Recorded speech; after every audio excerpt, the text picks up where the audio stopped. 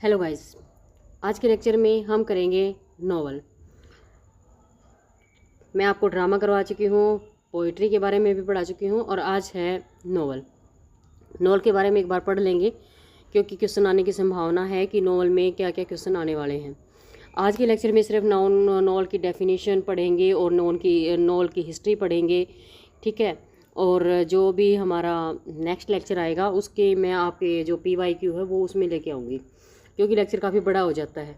और तो सिर्फ आज यही पढ़ेंगे।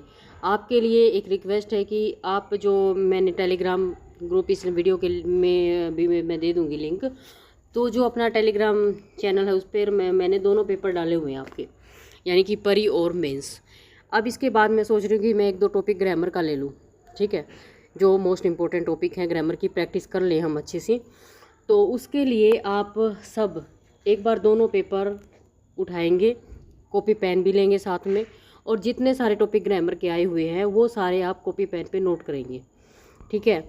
और अच्छा तो ये होगा कि आप क्या नाम है, कमेंट्स में भी डाल दें कि कितने सारे टॉपिक हैं जिनके ऊपर हमें क्लास लेनी है या हमें प्रेप करनी है जिसकी, और आप जे कौन सा टॉपिक चाहते हैं कि मैं आपको समझाऊं, तो एक बार वो सब कुछ आप कर लेंगे, इतना आप करके रखेंगे, ठीक है। तो मैंने जो भी दिया है नोवेल, ये हिंदी में भी दिया है और इंग्लिश में भी दिया, ठीक है। इंग्लिश में आपको पढ़ना ज़रूरी है क्योंकि आपको क्वेश्चन इंग्लिश में ही लिखने हैं। तो मैं आपके लिए जल्दी से हिंदी में पढ़ देती हूँ। जो ये नोवेल की डेफिनेशन है, उसके बाद लिटरेरी नोवेल है, हिस्टोरिकल नोवेल है। तो एक बार मैं आपके लिए इसको नोवेल की टाइप्स और सारा देखो, ये पहले इंग्लिश में आप नाम देख लेंगे। लिटरेरी नोवेल, हिस्टोरिकल नोवेल, चलो हम यहाँ से इंग्लिश में पढ़ लेते हैं। A novel is a long narrative work of fiction, यानी कि एक लंबा वर्क होता है फिक्शन का, दैट एक्सप्लोर जो character, events, theme through prose, यानी प्रोज में थीम, इवेंट्स, करेक्टर को दिखाता है। It often delves into the complexities of human experience and relationship over an extended period, यानी कि जो पीरियड है, पीरियड के दौरान जो भी एक जो टाइम होता है उसके दौरान जो ह्यूमन का जो एक्सपीरियंस है और जो रिलेशनशिप है उनके अंदर जो कॉम्प्लेक्सिटी आती है, यानी कि जो दिक्कतें आती हैं, उनके बारे में नोवेल हमें बताता है। Novel are typically divided into chapters, और इसको टिपिकली डिवाइड किया जाता है चैप्टर्स में।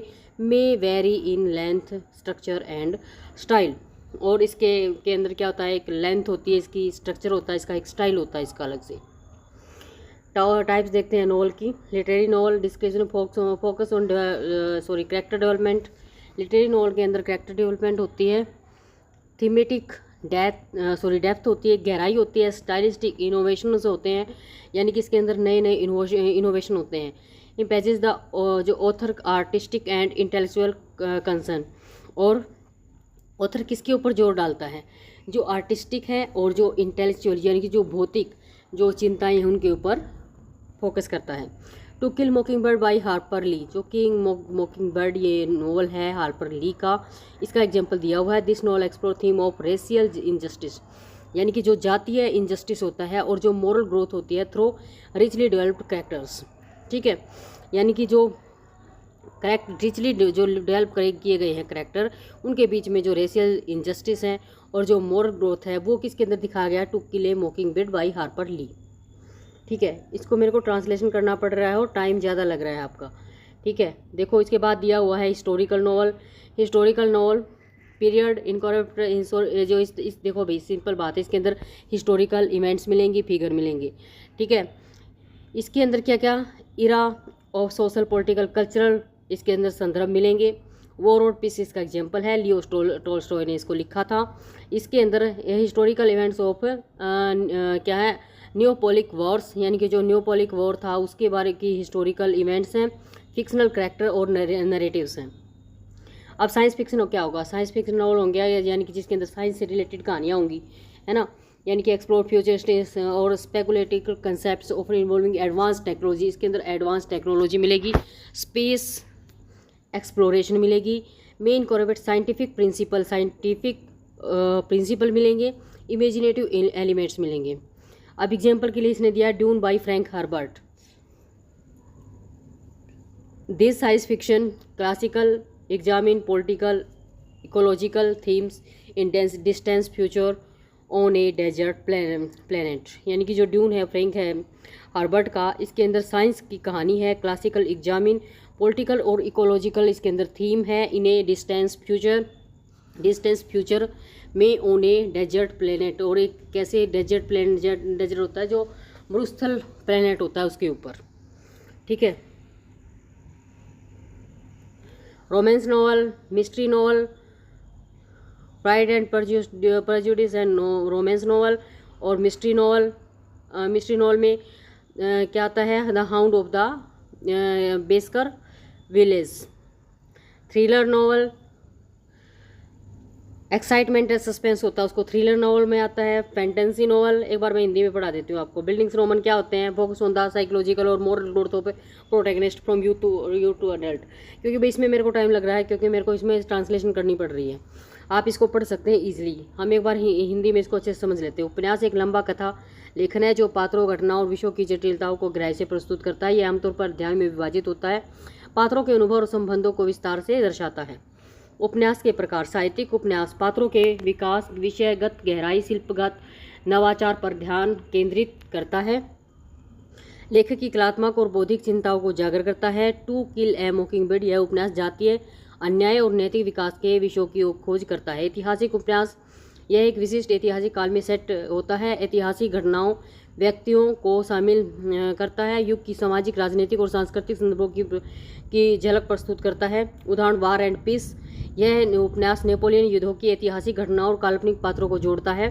विज्ञान कथा उपन्यास भविष्यवादी या कल्पनाशील अवधारणाओं की खोज करता है, अक्सर उन्नत प्रौद्योगिकी, अंतरिक्ष अन्वेषण से संबंधित होता है। वैज्ञानिक सिद्धांतों और कल्पनाशील तत्वों को शामिल करता है। उदाहरण ड्यून, यह विज्ञान कथा उपन्यास दूर के भविष्य में एक रेगिस्तानी ग्रह पर राजनीतिक पारिस्थितिक विषयों की जांच करता है। रोमांस उपन्यास पात्रों के बीच रोमांटिक संबंधों पर केंद्रित है। भावनात्मक संलिप्तता, व्यक्तिगत विकास पर ध्यान केंद्रित करता है। प्राइड एंड प्रेजुडिस, यह उपन्यास एलिजाबेथ बेनेट और मिस्टर डार्सी के रिश्ते के माध्यम से प्रेम और सामाजिक स्थिति की जटिलताओं की जांच करता है। उसके बाद है रहस्यमय उपन्यास, एक अपराध या पहेली पर आधारित होता है जिसे सुलझाना होता है। आमतौर पर एक जासूस या शोकिया जासूस को नायक के रूप में प्रस्तुत करता है। उदाहरण the hound of the Baskervilles. Sherlock Holmes एक रहस्यमय मौत की जांच करता है जो एक पौराणिक कुत्ते से जुड़ी हुई होती है, यानी कि जिसके अंदर कोई रहस्य यानी किसी क्राइम हो उसके बारे में उसकी तह तक पहुंचना, ठीक है, और उसके रहस्य को खोजना। ऐसे जो रहस्यमय उपन्यास होते हैं यानी मिस्ट्री प्ले कहते हैं जिनको। थ्रिलर प्ले, जिसके अंदर क्या होता है, थ्रिलर प्ले में होता है रोमांस सस्पेंस उत्पन्न करने के लिए डिजाइन किया जाता है, अक्सर उच्च जोखिम स्थितियों, खतरों और कथानक मोड़ से भरा हुआ होता है। गॉन गर्ल, ठीक है, यानी कि गॉन गर्ल एक थ्रिलर महिला के गायब होने और मीडिया की हलचल और व्यक्तिगत सदस्यों की रहस्यों की जांच करता है। कौन से में, थ्रिलर उपन्यास में। ये जो गिलियन फ्लाइन का है ये गॉन गर्ल। उसके बाद है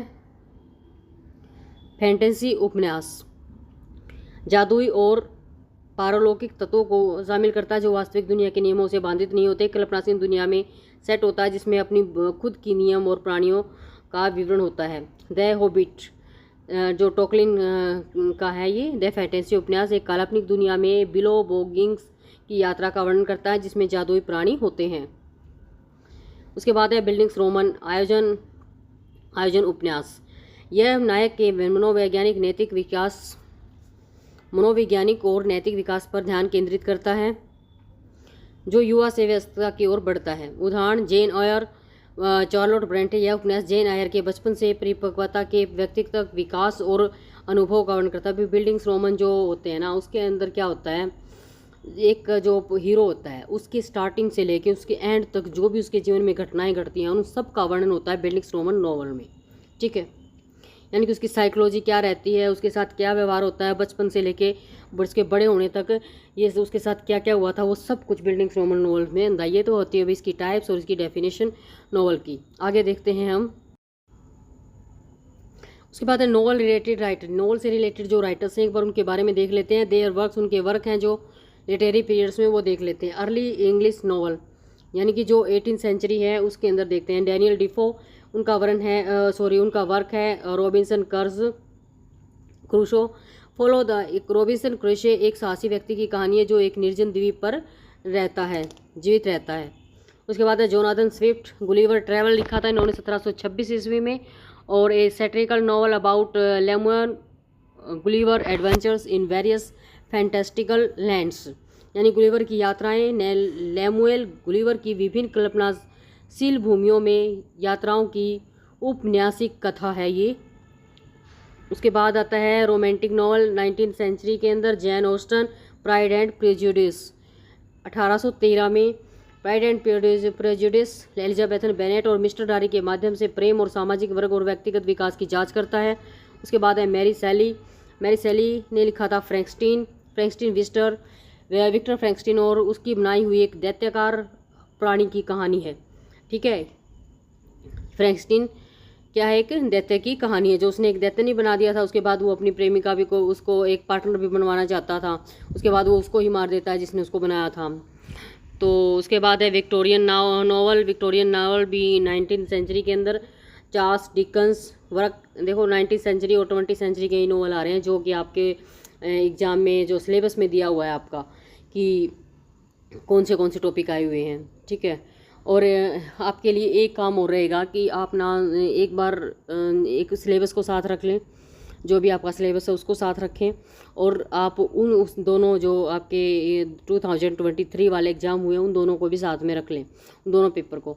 एक कॉपी पेन लें। अब ये देखें आप कि जो आपका सिलेबस है उसके अंदर कौन से टॉपिक दिए हुए हैं और उन टॉपिक में से कौन से टॉपिक आपके का जो 2023 वाला पेपर हुआ है उसके अंदर कौन से आपके क्वेश्चन आए हुए हैं। ठीक है, तो इससे आपको ये पता चलेगा कि इनमें से कौन से टॉपिक ज़्यादा इंपॉर्टेंट है और कौन से टॉपिक से ज़्यादा क्वेश्चन आए हुए हैं और कौन से टॉपिक से कम क्वेश्चन आए हुए हैं।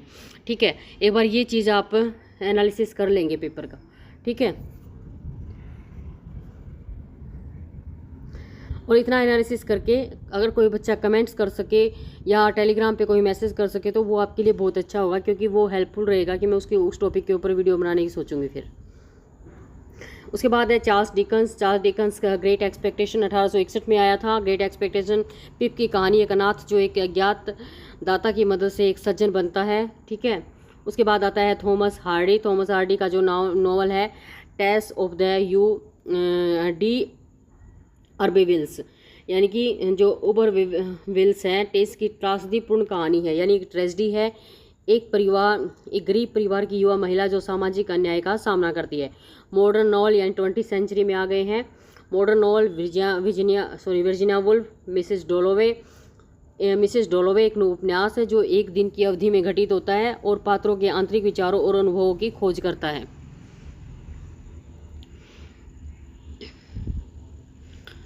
उसके बाद है जेम्स जॉयस यूलिसिस एक जटिल आधुनिकतावादी उपन्यास जो होमर की ओडिसी को डबलिन में लियोपोल्ड ब्लूम के एक दिन से जोड़ता है, यानी यूलिसिस के अंदर एक दिन की कहानी दी हुई है। ठीक है, यानी कि एक उपन्यास है जो होमर की ओडिसी को डबलिन में लियोपोल्ड ब्लूम के एक दिन से जोड़ता है। अभी ये किससे ली गई है? होमर की ओडिसी से यूलिसिस 1922 में। उसके बाद है post modern novel. Post modern 20th century में अर्ली 21st सेंचुरी, यानी जो लेट 20th सेंचुरी और अर्ली 21st सेंचुरी में आज पोस्ट मॉडर्न नॉवल आए थे। Thomas rainbow gravity rainbow. तो थॉमस के ये नॉवल हैं, इसके अंदर क्या आएगा? ग्रेविटीज रेनबो एक प्रयोगात्मक उपन्यास है जो द्वितीय विश्व युद्ध के दौरान साजिश और पागलपन की दुनिया में प्रवेश करता है। भाई वर्ल्ड वार के बाद लोगों का दिमाग कितना ज़्यादा क्या हो गया था, मतलब सफ़र कर गया था उस जो माहौल था। उसके बाद जो नॉवल आए थे उनके अंदर ऐसे ही कुछ नॉवल आए थे कि जिनके अंदर कुछ भी नहीं था, यानी कि ऐसे जैसे कि ऐसे नॉवल थे जिनके अंदर फ्रस्ट्रेशन निकल रही थी लोगों की युद्ध की, यानी जो राइटर थे वो युद्ध की फ्रस्ट्रेशन निकाल रहे थे अपने नॉवल में। लोगों का हर चीज़ से विश्वास उठ गया था। डॉन डेलिलो। ठीक है, अब डॉन डेलिलो वर्क्स वाइट नॉइज 1985 में। वाइट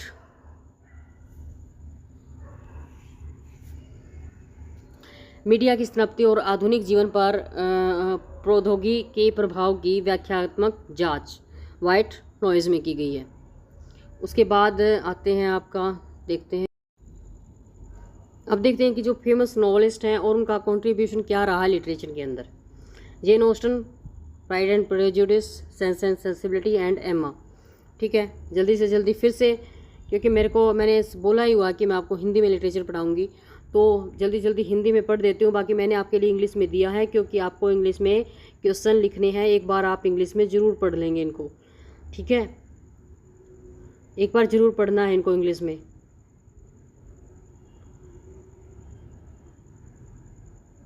अब देखो, जैन ऑस्टिन, प्रसिद्ध नॉवल है pride and prejudice, sense and sensibility, Emma.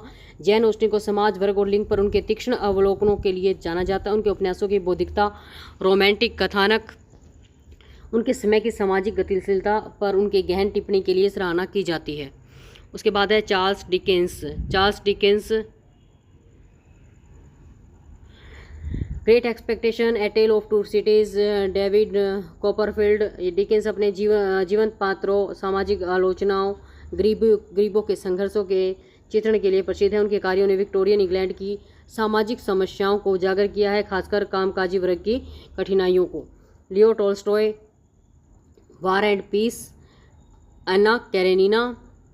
Tolstoy के उपन्यास अपने गहरे दार्शनिक विषयों, जटिल कथानकों और रूसी समाज के विस्तृत चित्रण के लिए जाने जाते हैं। वार एंड पीस को अक्सर सबसे महान उपन्यासों में से एक माना जाता है। Mark Twain, the adventure of Tom Sawyer, adventure of Huckleberry Finn. Mark Twain को अमेरिकी साहित्य के पिता के रूप में जाना जाता है। उनके कार्यों को उनके हास्य, सामाजिक टिप्पणी और अमेरिकी जीवन के चित्रण के लिए, यानी कि अमेरिका के लिए जो पोइम वर्क लिखे हैं मार्क ट्वेन ने। उसके बाद है वर्जीनिया वुल्फ को किसके लिए जाना जाता है? स्ट्रीम ऑफ कॉन्शियंस के लिए जाना जाता है। Mrs Dalloway, to the lighthouse, Orlando. Woolf आधुनिकतावादी सामाजिक आंदोलन की प्रमुख शख्सियत थी, जो उनके नवीन और तकनीकों जैसे कि धारा के साथ चेतना, मतलब स्ट्रीम ऑफ कॉन्शियस के प्रयोग के लिए जानी जाती है। बीट स्ट्रीम ऑफ कॉन्शियस क्या होती है? यानी कि जैसे जो विचार दिमाग में आते जाएं और वही नावल के अंदर लिखते जाएं। आप सोच रहे हैं बैठे बैठे, जो भी आपके दिमाग में कंटिन्यू आता जा रहा है और आप उसको लिखते जा रहे हैं, वही स्ट्रीम ऑफ कॉन्शियस होती है। उसके बाद है James Joyce, Ulysses, the portrait of artist as a young man. Joyce अपने द्वितीय कथानक संरचना और शैली के लिए जाने जाते हैं। उनका उपन्यास यूलिसिस आधुनिकतावादी साहित्य का एक महत्वपूर्ण कार्य माना जाता है। गैब्रियल गार्सिया मार्केज क्या है 1927 और 2014 में प्रसिद्ध उपन्यास 100 years of solitude, love in the time of cholera. तो मार्केज मैजिकल रियलिज्म, यानी जो मैजिकल रियलिज्म है उसके लिए गैब्रियल गार्सिया मार्केज को जाना जाता है। उन्होंने लैटिन अमेरिकन साहित्य को वैश्विक पहचान दिलाई। उनके उपन्यास वास्तविकता और कल्पना को मिलाते हैं और प्रेम, शक्ति और समृद्धि जैसे विषयों की गहराई से पड़ताल करते हैं। जॉर्ज ऑरवेल का प्रसिद्ध प्रसिद्ध उपन्यास है 1984 एनिमल फार्म। ऑरवेल अपने डायस्टोपियन उपन्यासों के लिए प्रसिद्ध हैं, जो अधिनायकवाद, निगरानी, राजनीतिक उत्पीड़न जैसे विषयों का अन्वेषण करते हैं। भाई एक ऐसे डायस्टोपियन नॉवल क्या होते हैं जिनके अंदर बहुत बुरी दुर्दशा दिखाई जाती है, जहाँ पर कोई फैसिलिटी आदमियों को नहीं दी जाती। ठीक है, क्या होता है, यूटोपिया होता है ना, जिसके अंदर एक ऐसा मतलब आदर्श समाज की अभिव्यक्ति होती है। उसका जो अपोजिट होता है वो डायस्टोपियन होता है, जहाँ पर बहुत ही बुरी स्थिति होती है समाज की, वो दिखाई जाती है। ठीक है, उसके बाद है important information for exam point of view, historical context, understanding the period in which a novel written in crucial, यानी कि जिसमें जो नॉवल लिखे गए हैं। For example Dickens novels are rooted in the Victoria era. जो क्या है, डिकन्स के जो नॉवल हैं उनका जो रूट है वो विक्टोरियन एरा है। While Orwell's novel are influenced by the political climate of the early, यानी कि जो 20वीं सेंचुरी का पॉलिटिकल क्लाइमेट है उसके अंदर इनके नॉवल इन्फ्लुएंस्ड हैं। उसके बाद है themes and motifs. Theme and motifs, यानी कि जो थीम क्या होता है, किसी भी जो मोटिव क्या होता है, मोटिव भी थीम ही होता है, यानी कि किसी भी नॉवल की theme. Focus on the central theme, recurring motifs in the, यानी कि जो बार बार जो घटनाएं हो रही हैं। For instance themes of class struggle, social reform, यानी कि ऐसा थीम जिसके अंदर जो सोसाइटी के बारे में डिस्कशन किया गया हो।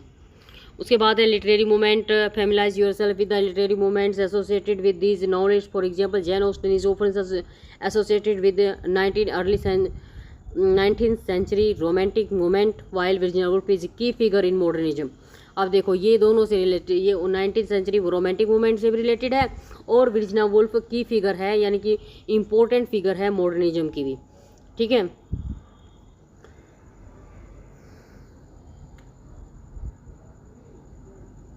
उसके बाद है नैरेटिव टेक्निक। नैरेटिव टेक्निक क्या होती है? Pay attention to the narrative techniques used by different novelist, for example Woolf stream of consciousness, Dickens serials, यानी डिकन्स का जो सीरियल स्टोरी टेलिंग, और वुल्फ का stream of consciousness, Joyce use of interior monologue, यानी कि जो interior monologue use करते थे जेम्स जोइस आर सिग्निफिकेंट। ये इसके इनके जो मतलब इनकी जो टेक्निक है वो महत्वपूर्ण है।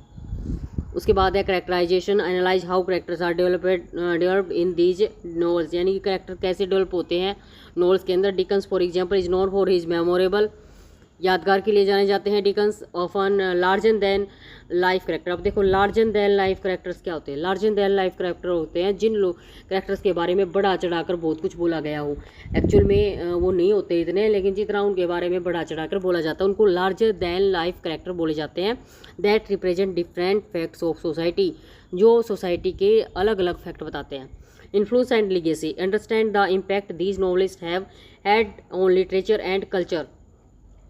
फॉर एग्जाम्पल, यानी कि अंडरस्टैंड द इम्पैक्ट, यानी कि जो प्रभाव पड़ता है इन नॉवलिस्ट का ऑन लिटरेचर और कल्चर के ऊपर। फॉर एग्जाम्पल क्या है? 1984 by Orwell continue to influence discussion about surveillance and authoritarianism in modern society, यानी कि जो ऑरवेल ने अपने उसमें सर्विलेंस और अथॉरिटेरिज्म दिखाया है वो कल्चर के ऊपर और लिगेसी के ऊपर उसका क्या पड़ता है? इफेक्ट जाता है। उसके बाद आता है courts and literary devices. Be prepared to identify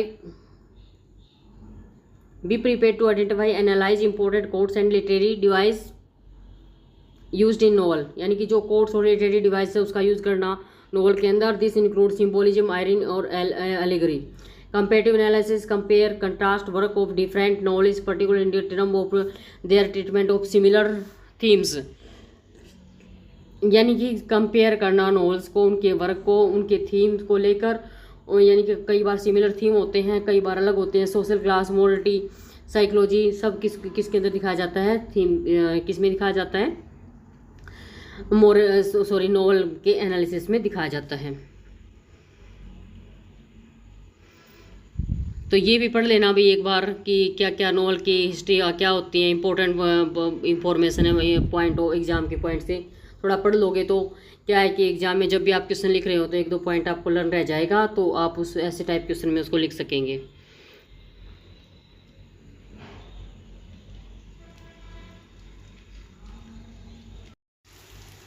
उसके बाद है इंडियन नॉवल के बारे में पढ़ लेते हैं भाई। इंडियंस नॉवल के बारे में, इंडियंस के जो लिटरेचर उसके बारे में ज़्यादा क्वेश्चन पूछे हुए हैं तो उनके बारे में पढ़ना जरूरी है हमें।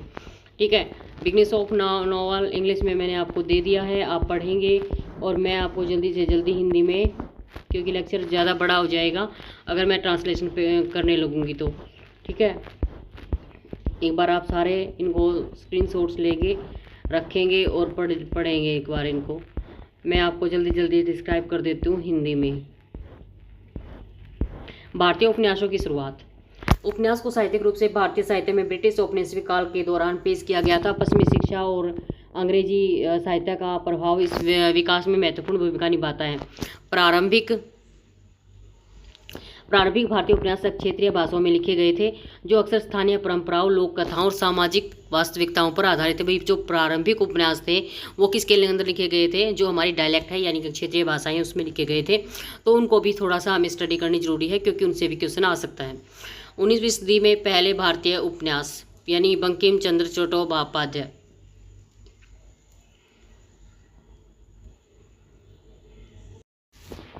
उन्नीसवीं सदी में भारतीय उपन्यास बंगाली साहित्य बंकिम चंद्र चट्टोपाध्याय प्रसिद्ध थे। इनके दुर्गेश नंदिनी और आनंद मठ। क्या क्या थे? दुर्गेश नंदिनी और आनंद मठ। बारिश आ रही है, भी बार आपको आवाज़ आ सकती है, डिस्टर्बेंस के लिए सॉरी। बंकिम चंद्र को भारतीय उपन्यास का जनक माना जाता है। दुर्गेश नंदिनी बंगाली साहित्य का पहला प्रमुख उपन्यास माना जाता है। आनंद मंठ ने भारतीय स्वतंत्रता संग्राम में महत्वपूर्ण भूमिका निभाई, विशेषकर इनके प्रसिद्ध गीत वंदे मातरम के कारण। प्रमुख विषय उनके उपन्यास में देशभक्ति, सामाजिक मुद्दों और ऐतिहासिक घटनाओं की झलक मिलती है। उसके बाद है कल्कि। हम तमिल साहित्य के पढ़ लेते हैं पोनियन सेल्वन। कल्कि के ऐतिहासिक उपन्यास, विशेषकर पोनियन सेल्वन, तमिल साहित्य में क्लासिक माने जाते हैं। इन उपन्यासों ने तमिल इतिहास और संस्कृति के प्रति लोगों में रुचि पैदा की। मलयालम साहित्य ओ चंदू मेनन 1847 से 1999 तक। इंदुलेखा इनका प्रसिद्ध था। इंदुलेखा को मलयालम साहित्य का पहला प्रमुख उपन्यास माना जाता है, जो केरल के नायर समुदाय के जीवन को दर्शाता है। 20वीं सदी में भारतीय उपन्यासों का उत्थान। 20वीं सदी के प्रारंभ में उपन्यास विद्या, उसके बाद है क्या नाम है, जो 20वीं सदी में भारतीय उपन्यासों का उत्थान। 20वीं शताब्दी के प्रारंभ में उपन्यास विद्या भारत में अधिक लोकप्रिय हो गई थी। लेखक इस माध्यम का उपयोग सामाजिक मुद्दों, स्वतंत्रता संग्राम, भारतीय समाज की जटिलता को उजागर करने के लिए करने लगे। हिंदी साहित्य प्रेमचंद 1880 से 1936, प्रसिद्ध रचनाएं गोदान और सेवा सदन 1936 और 1918 में। प्रेमचंद की हिंदी साहित्य के में सबसे महान, बाकी ये देखो पढ़ लेना, बंगाली साहित्य की आ सकते हैं। रविंद्रनाथ टैगोर, ये इंपॉर्टेंट है। 1861 से 1941 में प्रसिद्ध रचनाएं गोरा, घरे बायरे। टैगोर, जो कि एक नोबेल पुरस्कार विजेता भी थे, बंगाली साहित्य में एक महत्वपूर्ण व्यक्ति थे। उनके उपन्यास में राष्ट्रवाद, पहचान, सामाजिक सुधार जैसे जटिल विषयों की गहन चर्चा मिलती है। घरे बायरे स्वदेशी आंदोलन की पृष्ठभूमि में पारंपरिक या home and the world, home and the world, स्वदेशी आंदोलन की पृष्ठभूमि में पारंपरिकता और आधुनिकता के संघर्ष को दर्शाता है। टैगोर के उपन्यासों में समय की सामाजिक राजनीतिक स्थिति का प्रतिबिंब और मानवीय मनोविज्ञान, रिश्ते और आध्यात्मिक यात्रा की झलक मिलती है। उसके बाद मराठी विष्णु सखाराम खांडेकर, ययाति है इनका, क्योंकि यह आ चुका है अपने एग्जाम में। खांडेकर का ययाति महाभारत की पौराणिक कहानी का पुनर्लेखन है, जो इच्छाओं, त्याग और मानव स्वभाव पर आधारित है। इस उपन्यास को 1974 में ज्ञानपीठ पुरस्कार से सम्मानित किया गया था। स्वतंत्रता के बाद भारतीय उपन्यास अधिक विकसित हुए, जिसमें लेखकों ने औपनिवेशिक पहचान, विभाजन और आधुनिकता की जटिलताओं का पता लगाया।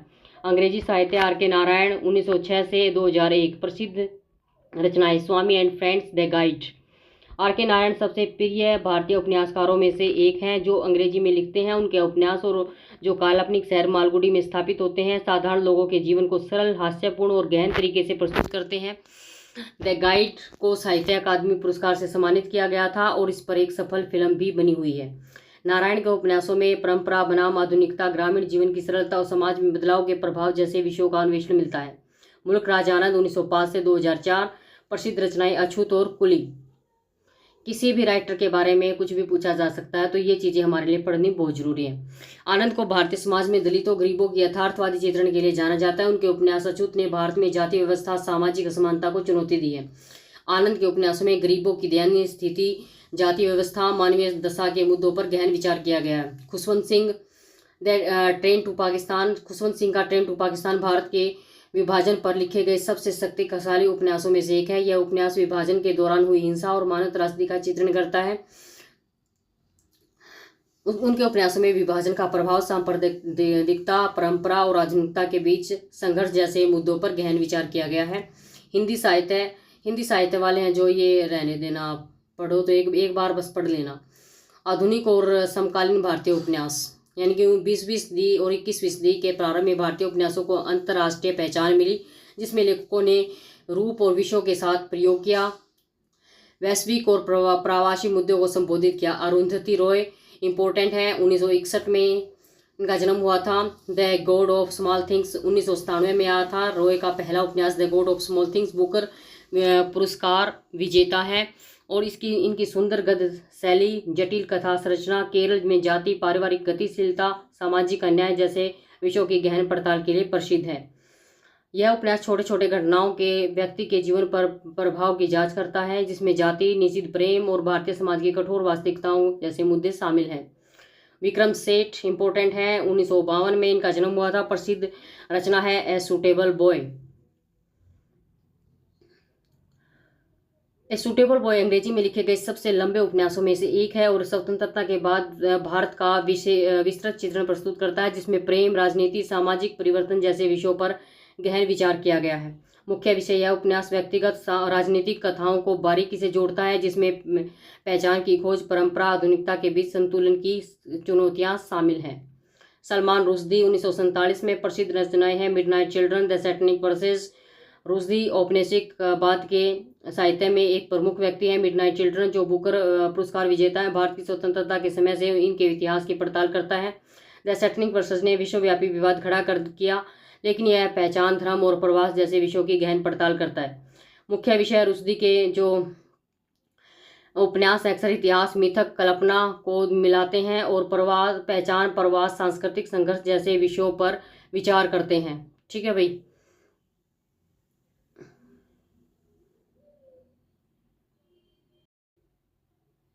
अब यहाँ पे मैंने कुछ टर्म दी हुई हैं, जो क्या नाम है, लिटरेरी टर्म दी हुई हैं नोवेल की। ठीक है, सेटिंग क्या होता है, जो इम्पोर्टेंट वो पढ़ा देती हूँ, बाकी आप पढ़ लेना एक बार। पृष्ठभूमि उपन्यास में घटनाओं के घटित होने का समय और स्थान होता है। यह उस युग और समाज और परिवेश को दर्शाता है जिसमें कहानी का विकास होता है। इसको सेटिंग बोलते हैं, क्योंकि इनके ऊपर क्या आपका 5 नंबर में छोटे छोटे आपको क्वेश्चन दे दें, 10 नंबर में 2-2 नंबर के 5 क्वेश्चन आपको दे दें, तो ये टॉपिक एक बार पढ़ लेने चाहिए आपको। पॉइंट ऑफ व्यू, दृष्टिकोण क्या होता है। नैरेटिव, कथा होती है। प्रोटैगनिस्ट आपको पता है नायक होता है। एंटागनिस्ट प्रतिनायक होता है। डायलॉग संवाद होता है। एल्गरी रूपक होता है। आयरनी विडंबना होती है। सिंबोलिज्म प्रतीकवाद होता है। और फोरग्राउंडिंग, ये इंपॉर्टेंट है, ये पढ़ते हैं। पूर्वाभास व संकेत या सुराग होता है, जो उपन्यास में आगे क्या होने वाला है इसकी जानकारी देता है या पाठक में रोमांच और उत्सुकता पैदा करता है। जैसे ही आप उपन्यास पढ़ रहे हैं तो आपको थोड़ा सा आभास होगा कि आगे क्या होने वाला है। फ्लैशबैक, ये भी इंपॉर्टेंट है, ये पढ़ लेते हैं। पूर्व दीप्ति वह दृश्य होता है जो वर्तमान समय की कहानी से पहले का होता है और कहानी के पिछले घटनाक्रम को उजागर करता है। इसका उपयोग पात्रों के अतीत और घटनाओं की पृष्ठभूमि को समझाने के लिए किया जाता है। यानी कि जब भी कोई कैरेक्टर होता है वो अपने पीछे की कहानी सुनाने लगता है तो उसको फ्लैशबैक बोलेंगे, क्योंकि वो फ्लैशबैक में चला गया। उसके बाद है conflict, genre, tone, style, motive भी थीम होता है। क्लाइमैक्स, ये सब कुछ आप पढ़ लेंगे। ठीक है भाई, तो आज के लेक्चर में इतना ही। अगर आपको वीडियो पसंद आ रही है please like, share and subscribe my channel. आपका एक सब्सक्राइब, शेयर, लाइक मुझे मोटिवेशन देता है कि मैं आपके लिए ऐसी वीडियो बनाती रहूं। ठीक है, तो ग्रामर पे काम करेंगे। जो काम मैंने आपको कहा है प्लीज़ उसको आप एक बार एनालिसिस करके टेलीग्राम पे डाल दें या फिर कमेंट्स में डाल दें कि किस टॉपिक पे हमें नेक्स्ट वीडियो बनानी चाहिए। जिस पे भी ज़्यादा कमेंट आएंगे मैं वही टॉपिक नेक्स्ट ले लूँगी अब।